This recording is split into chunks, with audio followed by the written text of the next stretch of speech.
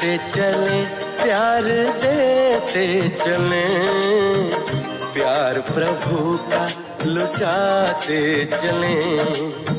देते चले प्यार देते चले, प्यार प्रभु का लुटाते चले।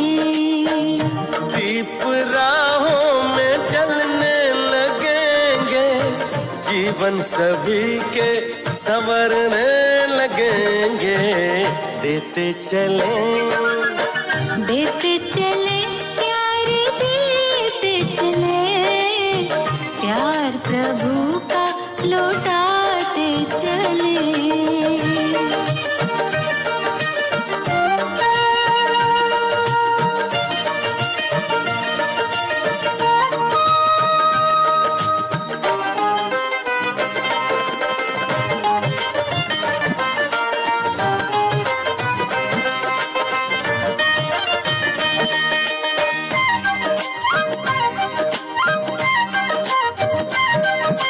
निर्मल सी मुस्कानों से जग शीतल हो जाएगा, स्नेह भरे दो बोलों से पत्थर पानी हो जाएगा। निर्मल सी मुस्कानों से जग शीतल हो जाएगा, स्नेह भरे दो बोलों से पत्थर पानी हो जाएगा।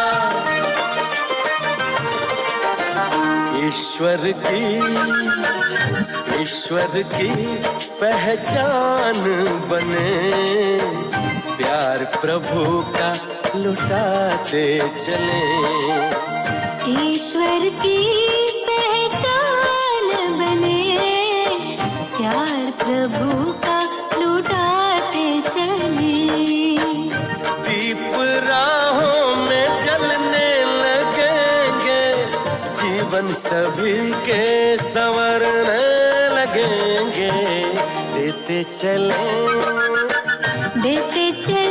प्यार देते चले, प्यार प्रभु का लुटाते चले।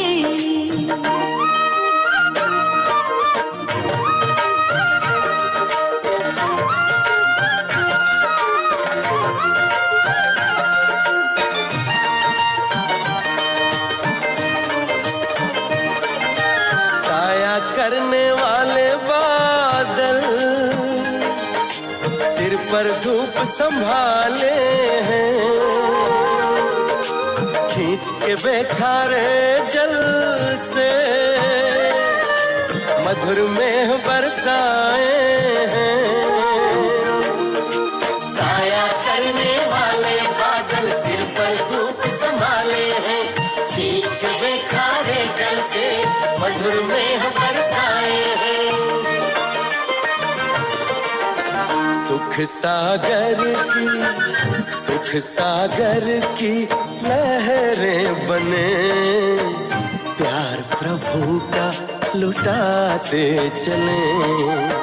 सुख सागर की लहरें बने, प्यार प्रभु का लुटाते चले। दीप राहों में जलने लगेंगे, जीवन सभी के संवरने लगेंगे। देते चले प्यार देते चले, प्यार प्रभु का लुटाते चले। प्यार प्रभु का लुटाते चले, प्यार प्रभु का लुटाते चले। प्यार प्रभु का लुटाते चले, प्यार प्रभु का लुटाते चले। प्यार प्रभु का लुटा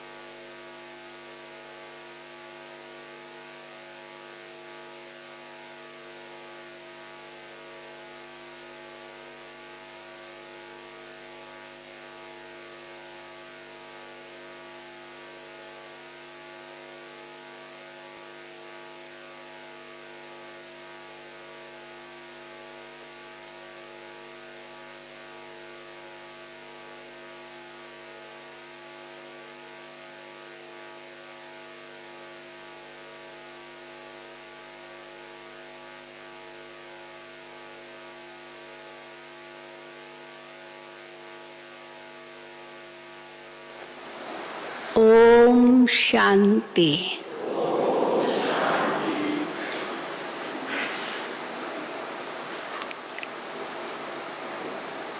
आज बाबा ने हम बच्चों को बहुत बड़ा काम दिया है। बाबा पूछते हैं, बच्चे तुम्हारा धंधा क्या है? धंधा क्या है? बड़ा काम दिया है बाबा ने, तो कौन सा धंधा हमको करना है? दलाली का धंधा। दलाल होते ना, दो पार्टी को मिलाते हैं, या कुमार कुमारी की सगाई कराते हैं। ब्राह्मण होते हैं वो जो सगाई कराते हैं। तो बाबा कहते तुम बच्चे भी ब्राह्मण हो, सच्चे ब्राह्मण, ब्रह्मा मुख वंशावली। तो जैसे ब्रह्मा बाबा भी दलाल है, आत्मा परमात्मा अलग रहे बहुकाल, सुंदर मेला कर दिया जब सतगुरु मिला। दलाल के रूप में दलाल में आया। तो इस दलाल के द्वारा शिव बाबा ने अपने साथ हम आत्माओं की सगाई कराई। तो बाबा कहते तुमको भी ऐसा ही दलाल बनना है। क्या करना है? क्या करना है दलाल को? आत्माओं की सगाई परमात्मा से करानी है। कराते हैं ना सब, सगाई कराते हैं या नहीं कराते हैं? बहुत बड़ा धंधा है बाबा ने दिया है हमें। जो भी आत्माएं आए उनकी सगाई परमात्मा से करानी है। अभी कैसे कराएंगे? पहले तो उनको अपना परिचय देना होगा, फिर बाबा का परिचय देना होगा, आत्मा परमात्मा का परिचय देना होगा। फिर परिचय देने के बाद परमात्मा से कैसे प्रीत बुद्धि बननी है ये बताना होगा। अभी तो भल भगवान को याद करते हैं, हे राम। मरने पर कोई होगा तो कहेंगे राम बोलो। अब राम क्या बोलेगा? उसको राम का पता ही नहीं है, परिचय ही नहीं है। और सारा जीवन तो भगवान को शायद याद भी न किया हो, तो अंत में कहाँ करेगा?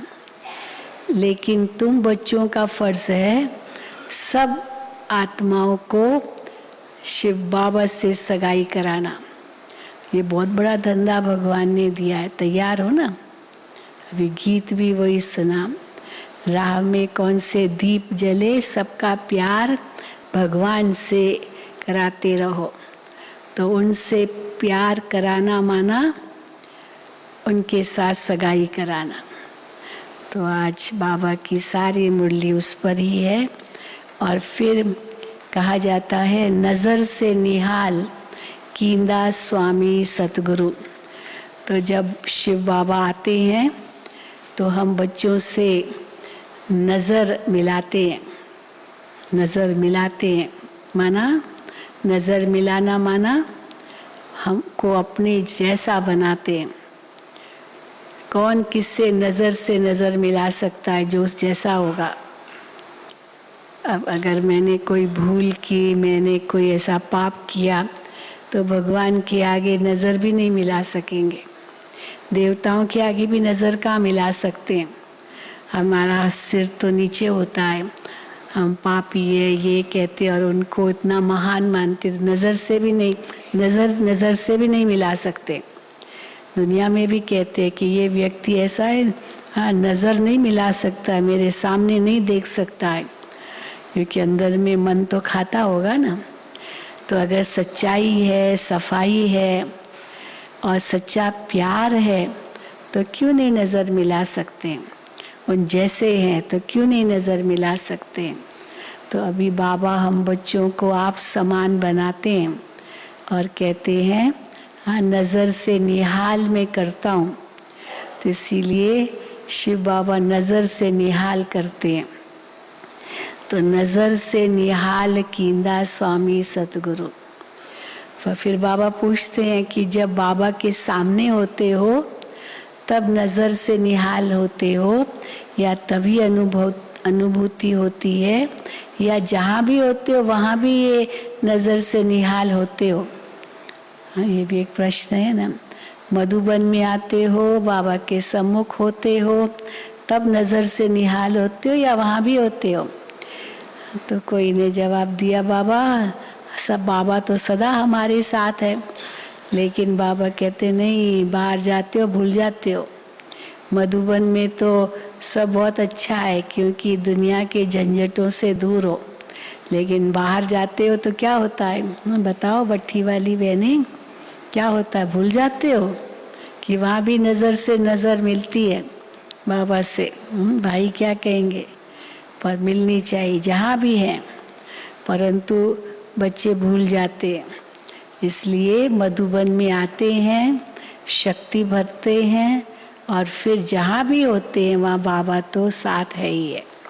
तो सुनेंगे बाबा के माँ वाक्य। आज 1 जून 2022, जून का महीना मम्मा का महीना है। 24 जून को मामा व्यक्त हुए थे। तो कितने साल हो गए? 24 जून 1964, 65, 24 जून 1965, तो हम कहेंगे 57 साल हो गए। तो आज मम्मा का भी दिन, जून का महीना मम्मा का दिन है, मम्मा का महीना है। तो सुनेंगे बाबा के माँ वाक्य।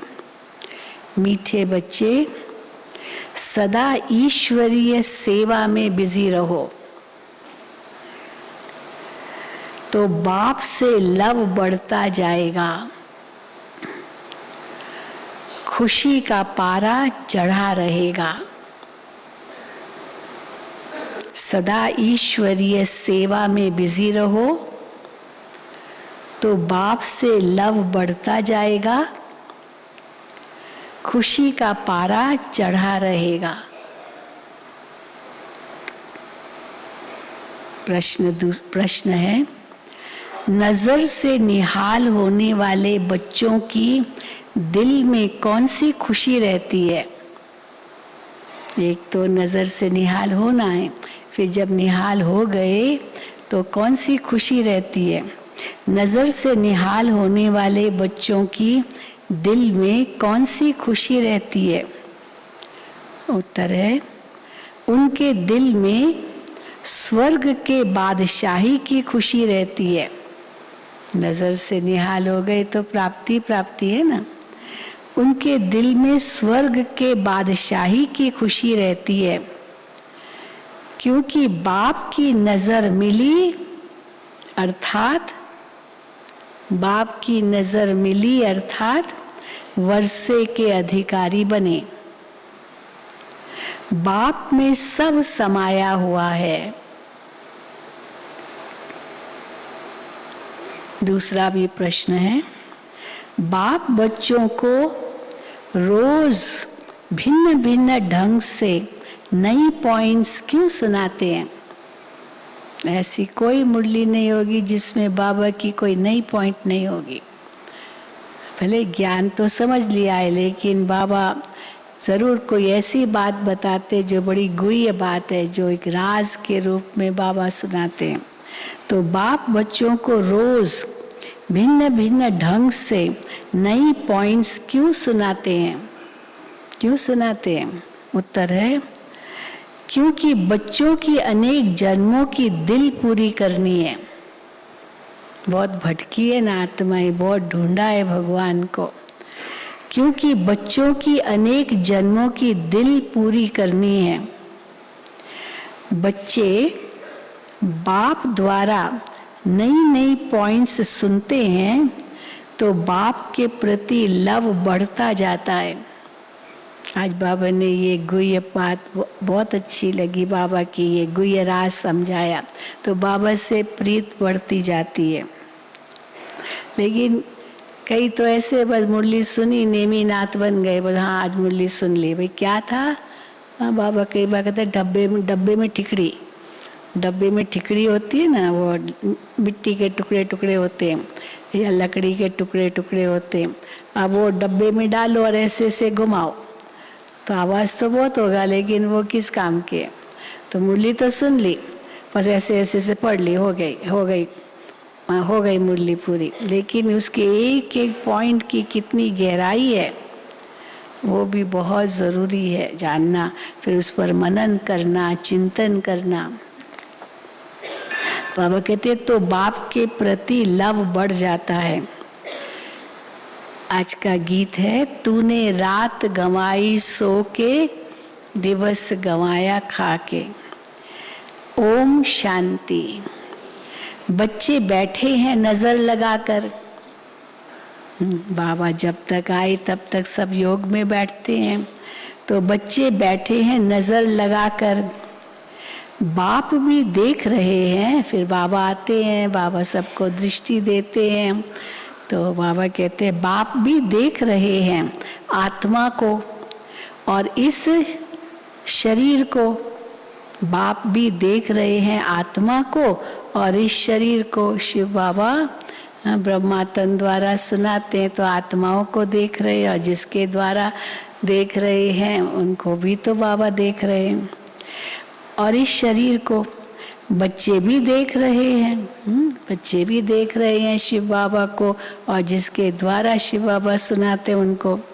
देखने में मजा आता है, वह सुनने में मजा आता है।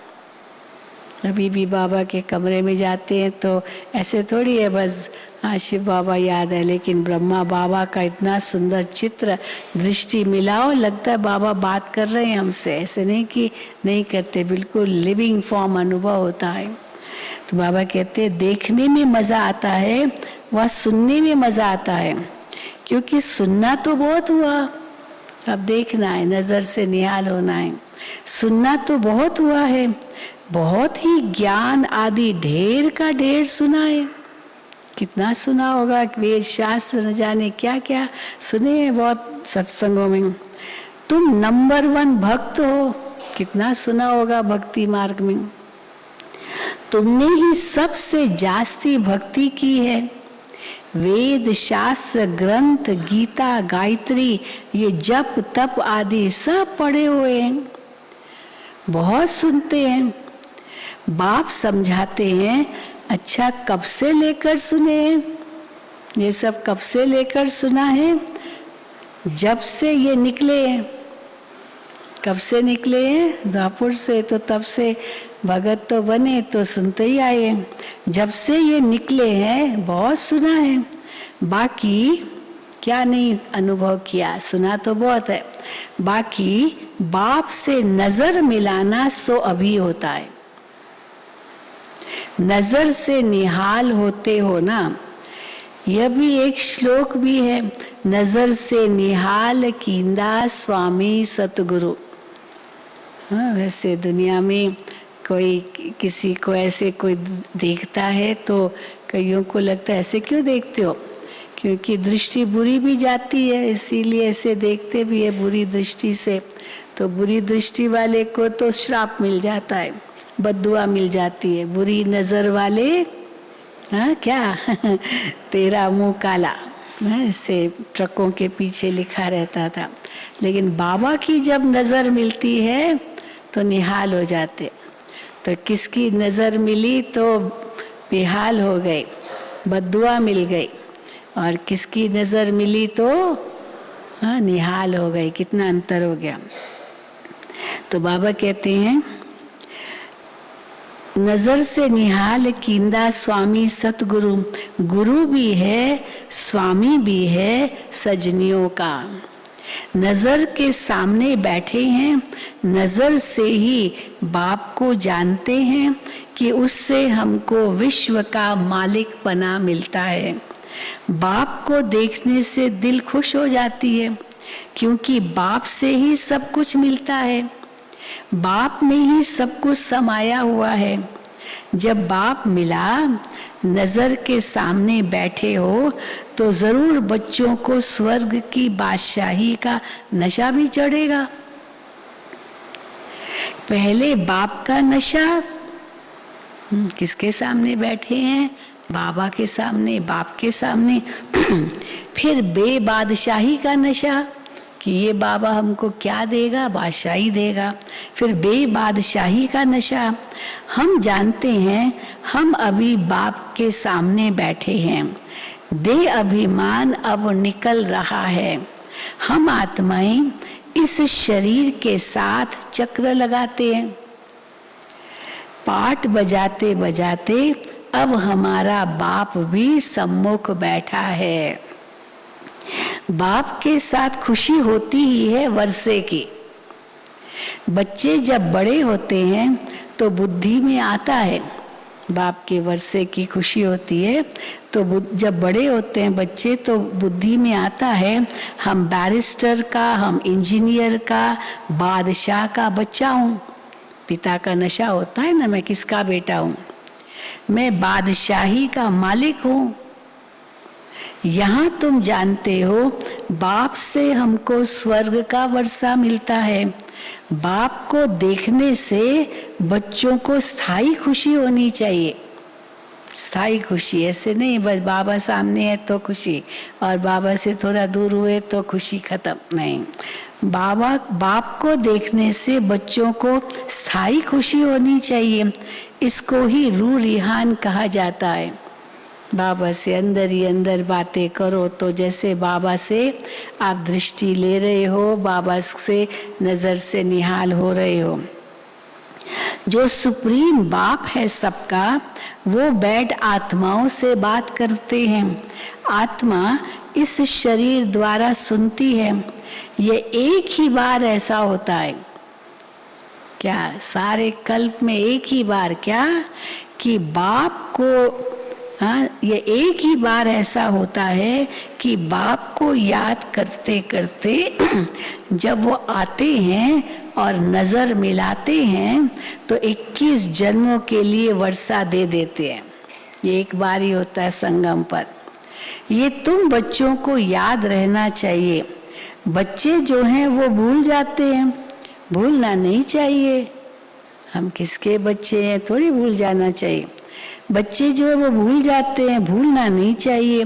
बाबा की नजर के सामने होने से ही समझते हैं हम बाबा के साथ बैठे हैं। बाबा को देखने से खुशी का पारा चढ़ता है और बाप बैठ नई नई पॉइंट समझाते हैं। बाप से बच्चों का पूरा लव हो जाए, पूरा बाबा से पूरा प्यार हो जाए। आत्मा अपनी दिल पूरी कर दे, क्योंकि बिछड़ी हुई है ना, 63 जन्मों की बिछड़ी हुई आत्मा है। तो जैसे किससे बहुत समय के बाद मिलता है तो कितना प्यार से मिलता है। तो बाबा कहते हैं आत्मा अपनी दिल पूरी कर दे, क्योंकि बिछड़ी हुई है। अनेक प्रकार के दुख देखे, बाबा को तरस तो पड़ता आत्माओं पर, अनेक प्रकार के दुख देते हैं। अब सम्मुख बैठे हैं तो देखकर हर्षित होना चाहिए। बाप के सम्मुख होने से हर्षित होते हो, व बाप से दूर होने से भी इतना हर्षित होते हो, हर्षित रहते हो। अब ये बताओ जवाब। सामने मधुबन में हो, सारा दिन बाबा की बातें सुनते हो, बाबा के कमरे में जाते हो, 4 धाम की यात्रा करते हो, तभी हर्षित रहते हो या दूर रहते हो तो भी हर्षित रहते हो? बाबा पूछते हैं। तो बाबा कहते हैं सम्मुख होने से हर्षित होते हो व बाप से दूर होने से भी इतना हर्षित रहते हो। तो विवेक कहता है, बाबा का विवेक कहता है, ब्रह्मा बाबा का विवेक कहता है कि बाहर तो बहुत बातें सुनते हो तो बुद्धि और तरफ चली जाती है, यहाँ बुद्धि और तरफ नहीं चली जाती, यहाँ तो बस बाबा के सिवा और कुछ नहीं, तो बुद्धि और तरफ चली जाती है।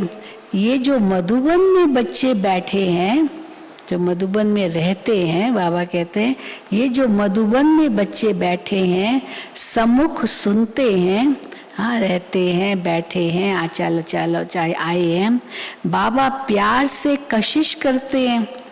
देखो बाबा प्यार से कैसे कशिश करते हैं, देखो तुम्हारा कितना मीठा, कितना प्यारा बाबा है, कितना मीठा, कितना प्यारा बाबा है। दादी जी जब ये मुरली सुनाती थी ना, मुझे याद है तो दादी मुरली सुनाती थी, बाबा आप कितना मीठा, कितना प्यारा हो। फिर कहती थी बाबा आपको खा जाओ। हाँ याद है ना, दादी ऐसे कहती थी। इतना बाबा से इतना प्यार अनुभव करती थी, जैसे मीठी कोई चीज़ होती ना, दिल लगता है खा जाओ। तो दादी ऐसे कहती थी। तो कितना प्यारा, कितना मीठा बाबा है, तुमको स्वर्ग में जाने के लायक बना रहे हैं। बच्चे स्वर्ग के मालिक थे, अब ड्रामा अनुसार क्या हो गया, सब गंवा दिया। कहाँ स्वर्ग के मालिक थे हम, और कहाँ ड्रामा अनुसार सब गंवा दिया। राज्य गंवाया, राज्य गंवाना और पाना ये तो बड़ी बात नहीं है। राज्य गंवाना और पाना बड़ी बात नहीं है, बड़ी बात नहीं है। इतना बड़ा राज्य स्वर्ग का गंवाया, फिर पा रहे हैं। तो बाबा कहते हैं बड़ी बात नहीं है। क्यों बड़ी बात नहीं है? हर कल्प कल्प करते, नई बात नहीं है। तुम ही इस बात को जानते हो, दुनिया में करोड़ों आत्माएं हैं, परंतु कोटों में कोई मुझे पहचानते हैं। हम तो वही है ना, कोटों में कोई वाले जो पहचानते हैं। मैं क्या हूँ और कैसा हूँ, मैं जो हूँ जैसा हूँ, मेरे द्वारा क्या मिलता है, ये समझते हुए भी वंडर है जो माया भुला देती है। इतना सारा ज्ञान दिया, इतना पता है बाबा क्या दे रहा है, तो भी बच्चे भूल जाते हैं, माया भुला देती है। ऐसे नहीं कि सम्मुख वालों को माया भुलाती नहीं है। मधुबन में रहते हैं, मधुबन में आते हैं मानो, पर मधुबन में तो भी बाबा कहते हैं माया भुला देती है। सम्मुख वालों को तो माया भुलाती है, हाँ सम्मुख वालों को भी माया बुलाती है। शिव बाबा में भी पूरा लव होना चाहिए। अगर सच्चा लव है तो बुलाएगी नहीं, माया नहीं बुला सकती है, क्योंकि हम ऊंचे हो जाते हैं माया से, माया नीचे रह जाती है। शिव बाबा में भी पूरा लव होना चाहिए। अब लव कैसे बढ़े, बाबा से प्यार कैसे बढ़े, जो बाबा से हम ऊंच वर्षा लेवे। तो बाप कहेंगे अब कैसे प्यार बढ़े बाबा से, जो हम ऊंच वर्षा ले। क्या विधि है बाप से प्यार बढ़ने की? बाबा कहते हैं खिदमत करो, सेवा करो। जितनी सेवा करते जाएंगे उतना बाबा से भी प्यार बढ़ता जाएगा। बाप बच्चों की कितनी खिदमत करते हैं, सेवा करते हैं बच्चों की। बच्चे जानते हैं बाबा दूर देश से आया है, तो निश्चय बुद्धि बच्चों को कभी डगमग नहीं होना चाहिए, मूंझना नहीं चाहिए। परंतु माया बहुत जबरदस्त है। बाबा तो श्रृंगार कर रहे हैं, मनुष्य को देवता बनाते हैं। ये स्कूल है ही देवता बनने का। कौन सा स्कूल है? देवता बनने का स्कूल है। पवित्र दुनिया का मालिक बनने के लिए यह मेहनत है। बाबा सिर्फ कहते हैं मुझे याद करो। मनुष्य जब मरते हैं तो उनको कहते हैं राम को याद करो, परंतु राम को तो जानते ही नहीं है, तो याद से कोई फायदा ही नहीं। भले कोई कहे भी अच्छा राम को याद करो करो, और वो कहता है अच्छा हाँ, परंतु राम को तो जानते ही नहीं, तो फायदा नहीं, कुछ नहीं। तुमको तो बाप की पूरी पहचान है। तुम आते ही हो शिव बाबा के पास। वो तो निराकार है, क्रिएटर है। अब क्रिएट कैसे करेंगे?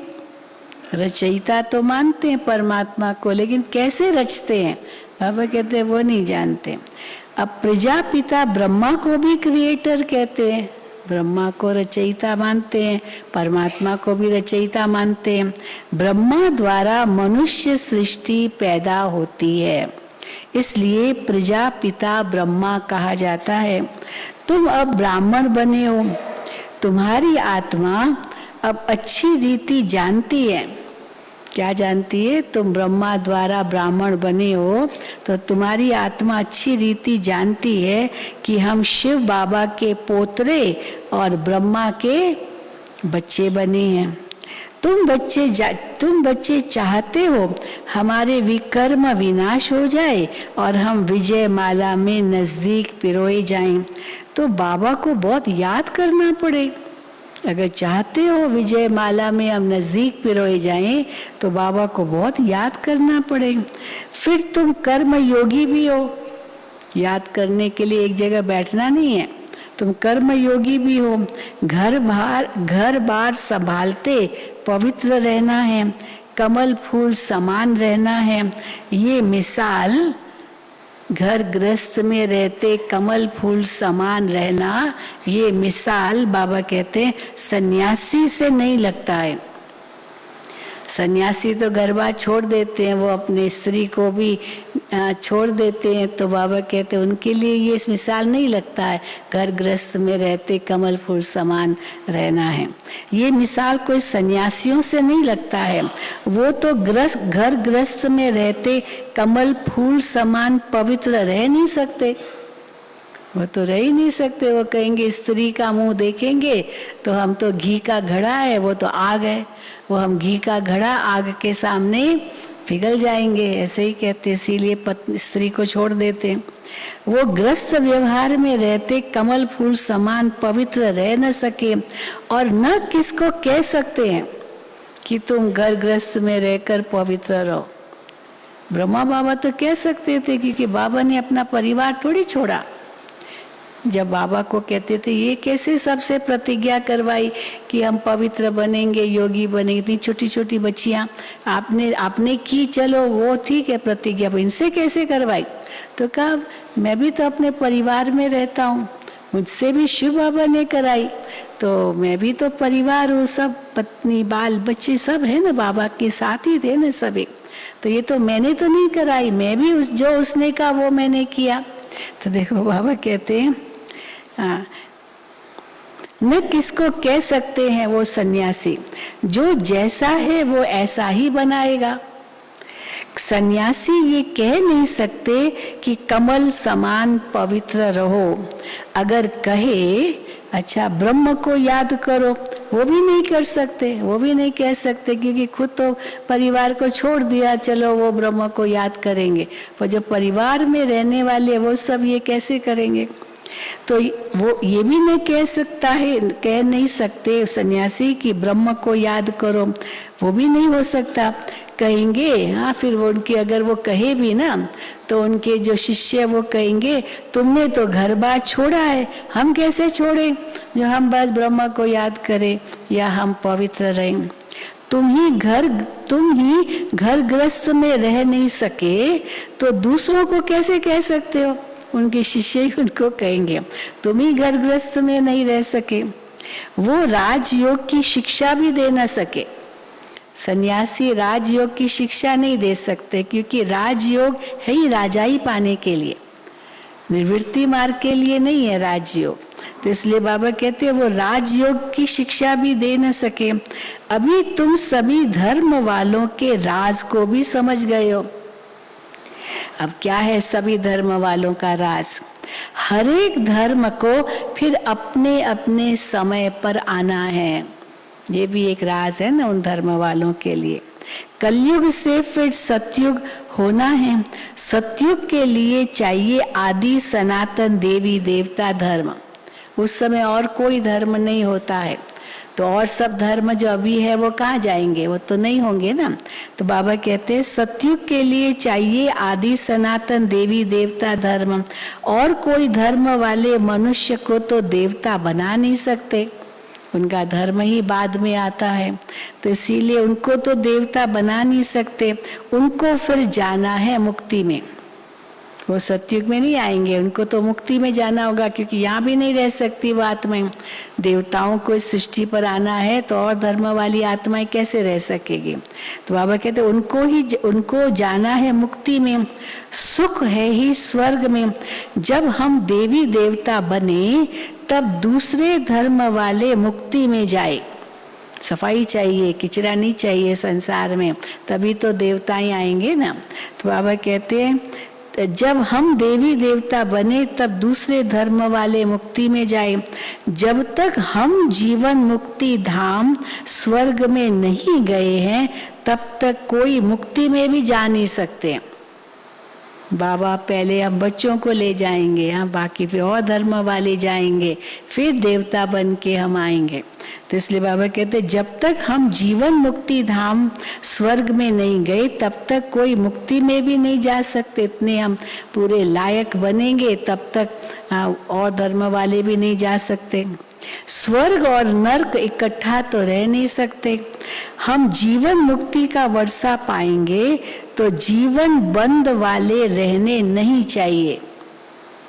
उस सतयुगी दुनिया में जो द्वापर कलयुग वाली आत्माएं हैं वो जीवन बंद वाली आत्माएं, वो जीवन मुक्ति में नहीं रह सकती। इसीलिए वो जीवन बंद वाले जीवन मुक्ति का वर्षा में नहीं, तो हम जीवन मुक्ति का वर्षा पाएंगे तो जीवन बंद वाले रहने नहीं चाहिए। तुम जानते हो इस समय है संगम, हम जीवन मुक्ति वाले वो जीवन बंद वाले दोनों साथ साथ है, संगम पर। तुम ही कल्प के संगम पर बाबा से मिलते हो, दूसरे कोई मिल न सके। दूसरे समझते हैं ये तो कलयुग है और हम समझते हैं हम कलयुग में नहीं है, हम कहाँ है, संगम युग पर है। वो दूसरे समझते ये तो कलयुग है, हम अभी कलयुग में नहीं हैं। बाबा से स्वर्ग के लिए फिर से वर्षा पा रहे हैं। हम जीते जी मर कर बाप के बने हैं। जो एडॉप्ट होते हैं उन्हें दोनों जहानों का मालूम पड़ता है। धनवान पिता गरीब पिता के बच्चे को एडॉप्ट करता है मान लो, तो उस बच्चे को तो पता है ना मैं गरीब बाप का बच्चा हूँ, अब ये अमीर बाप का बच्चे के पास एडॉप्ट हुआ हूँ, तो उनको दोनों का पता होता है। तो जो एडॉप्ट होते हैं उन्हें दोनों जहानों का मालूम पड़ता है। फलाने के थे अब फलाने के बने हैं। वो अपने मित्र संबंधी आदि सबको जानते हैं। जो पहले बाप जो जिसके पास जन्म लिया उसको भी जानते हैं, उनके मित्र संबंधी को, दोनों तरफ का मालूम रहता है।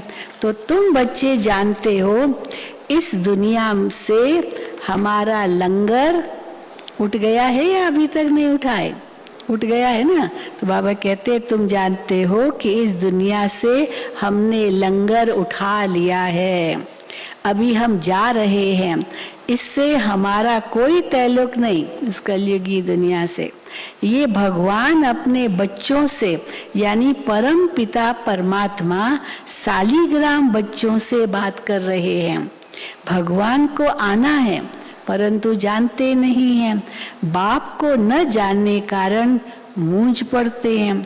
इतनी सहज बात भी कोई नहीं समझते, याद करते हैं। तुम जानते हो हम आत्मा शरीर लेकर पाठ बजाती है, हम परम धाम से आती है, वहाँ परम पिता परमात्मा भी रहते हैं। मनुष्य तो न आत्मा को न परमात्मा को जानते हैं। फिर भगवान कैसे आकर मिलेगा, क्या करेगा, कोई भी नहीं जानते। गीता में सारा रॉन्ग लिख दिया है, नाम बदल दिया तो सब रॉन्ग ही हो गया ना। क्योंकि गीता में है मैं आता हूँ पर काया प्रवेश करता हूँ आदि आदि जो भी है, तो अभी वो श्री कृष्ण समझ लिया तो शिव बाबा का तो जैसे परिचय है ही नहीं उनको। तो बाबा कहते हैं मनुष्य तो गीता में सारा रॉन्ग लिख दिया है, नाम ही बदल दिया है। तो बाप पूछते हैं तुम मुझे जानते हो ना? शिव बाबा पूछते हैं तुम मुझे जानते हो ना? अब कृष्ण थोड़ी ऐसे कहेगा तुम मुझे जानते हो ना, कृष्ण को तो सब जानते हैं। कृष्ण थोड़ी ऐसे कहेंगे तुम मुझे जानते हो, उनको तो सारी दुनिया जानती है, वो ज्ञान भी दे न सके तो जरूर समझाना चाहिए भगवान रूप बदलता है परंतु कृष्ण नहीं बनता है। कृष्ण का रूप नहीं बनता है, जिस रूप में भगवान आए वो कृष्ण का रूप नहीं, परंतु कृष्ण नहीं बनता, वो मनुष्य के तन में आता है, कृष्ण के तन में नहीं आता है। ये है ब्रह्मा, वो है ही कृष्ण की आत्मा। अब है तो बोले वही आत्मा, लेकिन कृष्ण का तो अभी शरीर नहीं है, वो है ही कृष्ण की आत्मा, सिर्फ थोड़ी सी बात में भूल गए हैं। ब्रह्मा की आत्मा ही कृष्ण की आत्मा। शिव बाबा ब्रह्मा के तन में प्रवेश करते तो सब मिक्स कर दिया है। तो बाबा कहते सिर्फ थोड़ी सी बात में भूले, ये है कृष्ण के 84वें जन्म की आत्मा, जो फिर आदि में कृष्ण बनता है। अंतिम जन्म में कृष्ण पद पाने के लिए पुरुषार्थ कर रहे हैं। ये कितनी गुप्त बातें, जरा सी बात भूल गई है। हाँ, है जरा सी बात पर भूल गई है। इसमें बड़ी तिरकनबाजी है, खिसकने वाली। यहाँ जैसे पकड़ने की कोशिश करो फिसल जाएगी, तो इसमें बड़ी तिरकनबाजी है। तुम जानते हो हम कृष्ण के घराने के थे, अब शिव बाबा से फिर राज्य भाग्य ले रहे हैं। हमारी बुद्धि में कृष्ण बैठता नहीं है। हमारी बुद्धि में जब गीता की बात आती है तो श्री कृष्ण नहीं बुद्धि में बैठता है। मनुष्य तो कह देते हैं कृष्ण भगवानुवाच, कुछ भी सिद्ध नहीं होता। गीता में दिखाया है 5 पांडव जाकर बचे, कल्प की आयु फिर लाखों वर्ष दे दिए। इतनी सहज बात भी मनुष्य नहीं जानते। तुम कितना इशारे से समझ सकते हो कि हम ही सूर्यवंशी घराने के थे। अब सूर्यवंशी से अभी क्या बन गए हैं? कहाँ सूर्यवंशी थे, अभी शूद्रवंशी बने। सूर्यवंशी से शूद्रवंशी बने, फिर ब्राह्मण से देवता बनते हैं।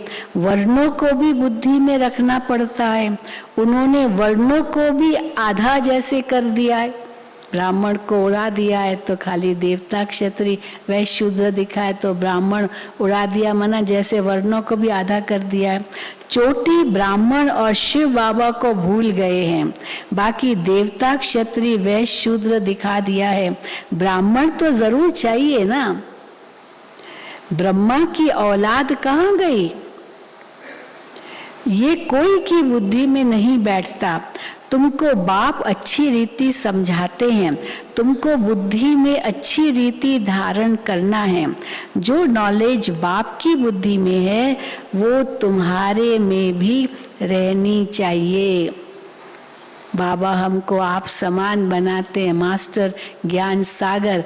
तो जो बाबा की बुद्धि में ज्ञान है वो हम बच्चों की बुद्धि में भी रहना चाहिए। वो तुम्हारी बुद्धि में भी है, रहना चाहिए। मैं तुम आत्माओं को आप समान बनाता हूँ। जो सृष्टि चक्र की नॉलेज मेरे में है वो तुम्हारी बुद्धि में भी है। बुद्धिवान चाहिए, बुद्धिवान वो नहीं। हाँ, बहुत इंटेलिजेंट, पता नहीं क्या क्या कहते रहते हैं। मोटिवेशनल स्पीकर्स होते हैं ना, क्या क्या कितना सुनाते रहते हैं, पर वो ये ज्ञान सुनने की बुद्धि नहीं है। वो भले दुनिया का ज्ञान तो बहुत कुछ सुना देते हैं। तो बाबा कहते हैं बुद्धिवान चाहिए। बाबा के साथ फिर योग भी हो और घड़ी घड़ी विचार सागर मंथन भी होता रहे। तुम अब सम्मुख बैठे हो, समझते हो बाबा तो बिल्कुल सहज समझाते हैं। कहते भी हैं आत्मा परमात्मा अलग रहे बहुकाल। फिर सतगुरु दलाल के रूप में पढ़ाते हैं। दलाल अथवा दलाल किसको कहा जाता है? दलाल अथवा सौदा कराने वाला। कई बातों के दलाल होते हैं, मकान के भी दलाल होते हैं ना, स्टेट एजेंट होते हैं, किसी को जमीन दिलाना, किसको मकान दिलाना, तो बीच में दलाल होते हैं और बाकी 2 ग्रुप्स को मिलाते हैं। तो बाबा कहते हैं दलाल अथवा सौदा कराने वाला। बाप इन द्वारा आकर के अपने साथ सौदा कराते हैं। तुम जानते हो दलाल को याद नहीं करना है। दलाल तो बीच में आया, वो कहते भाई कमीशन लिया उसने अपना, वो एजेंट है ना वो, तो चलो बाकी मिलाना तो दोनों को है। तो बाबा कहते हैं तुम जानते हो दलाल को याद नहीं करना है। कई बार हम सुनाते हैं कि जब कुमार कुमारी की सगाई करनी होती है तो बीच में ब्राह्मण होता है, सगाई के वक्त भी शादी के वक्त भी। अब दोनों का हथियाला बांधता है, लेकिन अगर वो वधू वर को याद करने के बदले दलाल को याद करना शुरू करे तो हाँ? फिर तो व्यभिचार हो जाएगा ना। उसको तो वर को ही याद करना है, वधु दलाल को याद नहीं करेगी। दलाल ने तो अपना काम किया, पूरा हो गया उसका, वो बीच में नहीं आएगा। इसलिए बाबा कहते हैं कि शिव बाबा से तुम्हारा योग हो।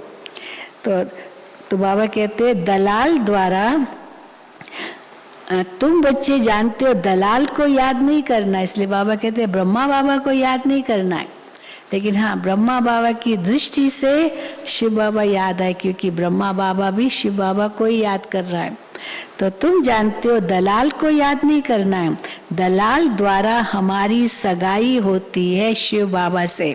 तुम सब बीच वाले दलाल हो, सब दलाल हो, खाली एक ब्रह्मा बाबा ही दलाल नहीं है, तुम भी सब दलाल हो। कहते हैं परम पिता परमात्मा से तुम्हारा क्या संबंध है, पूछते हो ना, क्या संबंध है परमात्मा से? तुम सगाई कराने की युक्ति रचते हो।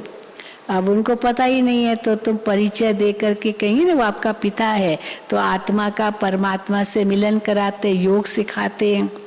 हम कई बार हम योग शिविर कराते थे ना, तो विशेष करके राजयोग का विषय हम ही लेते, आत्मा परमात्मा का मिलन।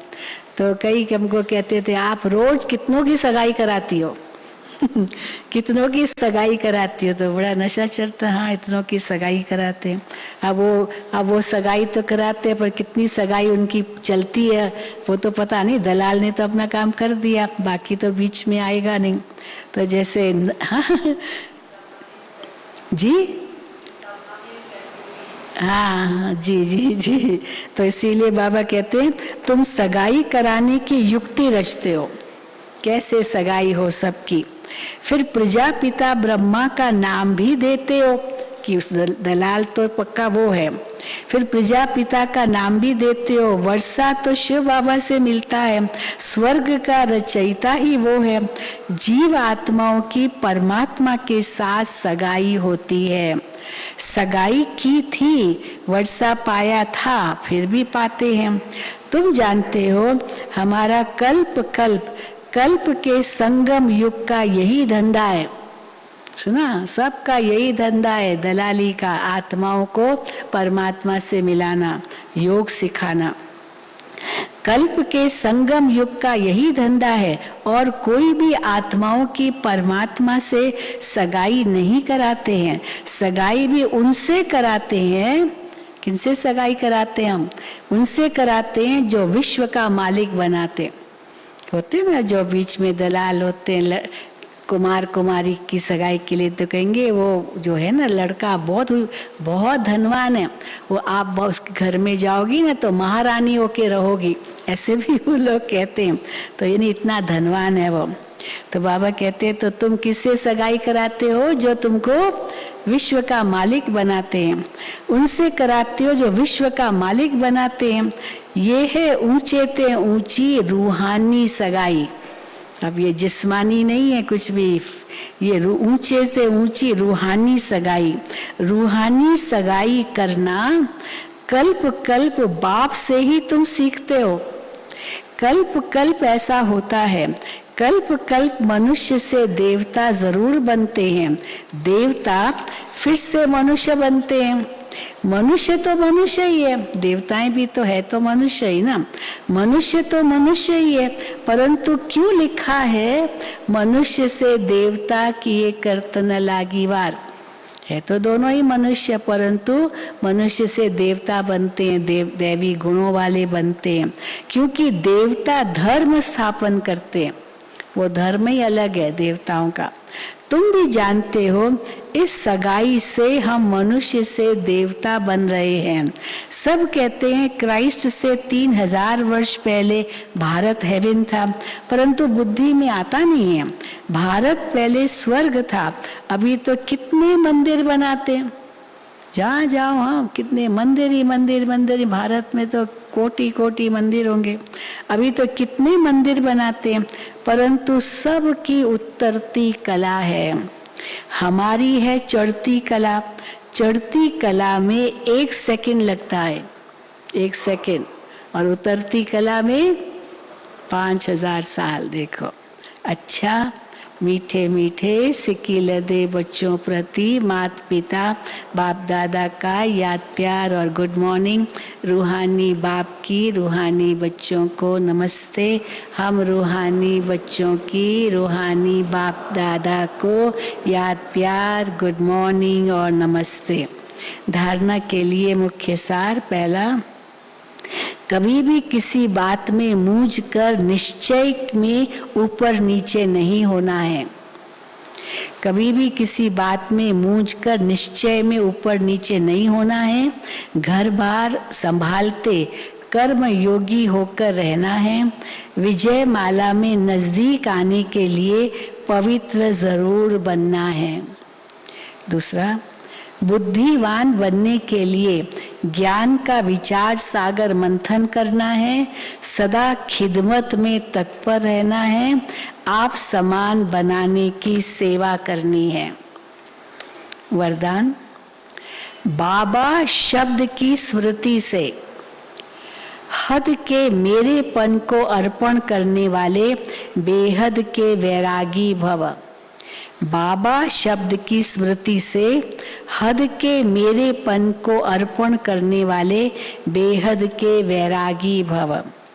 कई बच्चे कहते हैं मेरा ये गुण है, ये मेरी शक्ति है। ये भी गलती है। मेरा कहना ये गलती है। परमात्म देन को मेरा मानना ये महापाप है। आपको जो देन मिली, विशेषता मिली, कला मिली, बाबा का बनने के बाद मिली, तो ये बाबा का दिया हुआ है। तो परमात्म देन को मेरा मानना ये महापाप है। कई बच्चे साधारण भाषा में बोल देते हैं, मेरे इस गुण को, मेरी बुद्धि को यूज नहीं किया जाता है। लेकिन मेरी कहना माना मैला होना, मेरी कहना माना मैला होना, ये भी ठगी है किसी और की देन और हम समझ रहे हैं मेरी है। तो ये मैला होना ये भी ठगी है।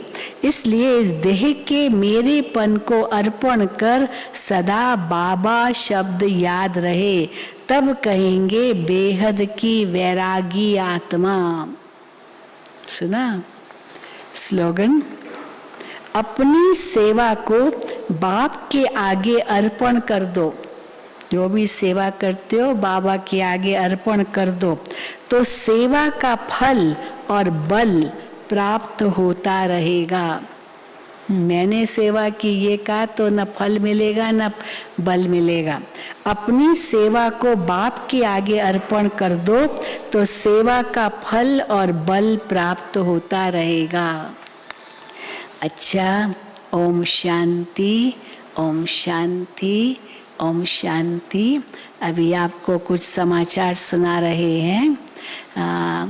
पता नहीं आप लोगों में से कौन जानते होंगे, सैन फ्रांसिस्को की चंद्रू बहन, जानते हैं ना? सैन फ्रांसिस्को की चंद्रू बहन बहुत ही पुरानी बहन, मैं तो कहूँगी मेरी सखी थी। हम लोग गामदेवी सेंटर पर साथ में स्टूडेंट बन के जाते थे। दादी प्रकाश मणि हमारी टीचर थी। तो उसने तो अपनी पढ़ाई पूरी कर ली, मैंने तो अपनी पढ़ाई आगे बढ़ाई। तो उसने कहा बाबा, साकार में बाबा को कहा बाबा अब मैं सेंटर पर रहूँगी। तो वो भावनगर की थी, तो बाबा ने उसको साकार में ही भावनगर में भेजा। 68 में बाबा ने उसको भावनगर भेजा और वहाँ पर कोई सेंटर नहीं था पहले, तो भावनगर में वो सेंटर खोलने के निमित्त बनी। और फिर तो काफ़ी सालों तक वहाँ रही और सेवा बढ़ाई। और फिर तो 70 में समझिए 74 होगा जब दादी जी ने उसको विदेश में भेजा और सैन फ्रांसिस्को भेजा। अमेरिका में सेंटर्स खुल रहे थे तो उस समय उनको सैन फ्रांसिस्को भेजा। तो सैन फ्रांसिस्को, सारा कैलिफोर्निया, अमेरिका का जो कैलिफोर्निया स्टेट है, वहाँ उसने बहुत सेवाएं की। लेकिन कुछ समय से काफ़ी बीमार थी, हाई शुगर भी था, बहुत बीमार थी। हम भी जब गए थे अमेरिका तब मिले थे उनसे, बीमार थी और फिर कई बार आई भी। लेकिन अभी कल उन्होंने हॉस्पिटल में ही अपना देह त्याग किया। वहाँ का टाइम था दोपहर का 2 बजे और यहाँ का टाइम था रात का 11:30 बजे। तो कल 31 तारीख मई महीना उन्होंने अपना देह त्याग किया। तो हम सभी उस आत्मा को अपने श्रद्धा सुमन अर्पित करेंगे। बहुत सेवा की उसने, बहुत सेवा की सच्ची। और 68 में साकार बाबा ने कैसे उनको भेजा भावनगर में, बहुत प्यार से भेजा, अपना अनुभव सुनाती थी कैसे बाबा ने मुझे सेवा पर भेजा, फिर दादी जी ने मुझे विदेश भेजा, बहुत कुछ सुनाती थी। तो अभी हम उस आत्मा को अपने श्रद्धा सुमन अर्पित करेंगे। 3 मिनट बाबा की याद में बैठेंगे और उसके बाद सब जो भी बट्ठी वाले भाई बहन हैं वो सब बैठे रहेंगे। आज आपको आज का कार्यक्रम अभी सुनाएंगे। ठीक।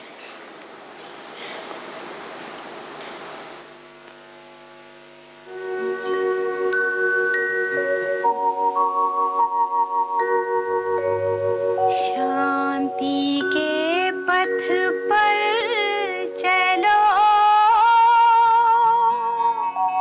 शिव पिता की तुम संतान। शांति है स्वधर्म तुम्हारा, घर तुम्हारा शांति धाम। शांति के पथ पर चलो, शिव पिता की तुम संतान। शांति है स्वधर्म तुम्हारा, शांति है स्वधर्म तुम्हारा, घर तुम्हारा शांति धाम। शांति के पथ पर चलो।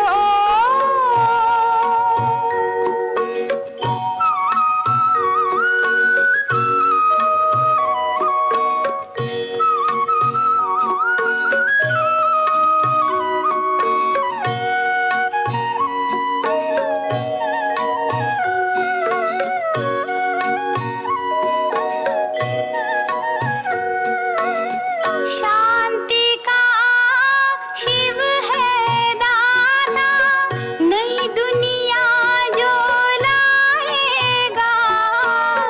सतयुगी प्रभात आएगी, मानव देव कहलाएगा। धरा से होगी दूर अशांति, होगा विश्व का नव निर्माण। शांति के पथ पर चलो, शिव पिता की तुम संतान। शांति है स्वधर्म तुम्हारा, शांति है स्वधर्म तुम्हारा, घर तुम्हारा शांति धाम। शांति के पथ पर चलो।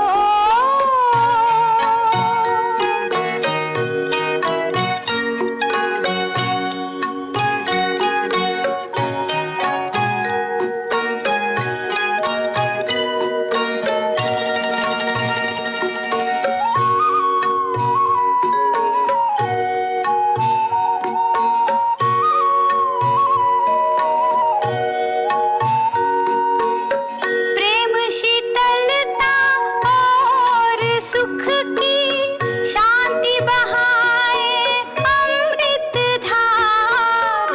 तृप्त करे हर आत्मा को दिव्य गुणों का इसमें सार। चार दिशाओं में गूंजेगा शांति सागर शिव का ज्ञान। शांति के पथ पर चलो, शिव पिता की तुम संतान। शांति है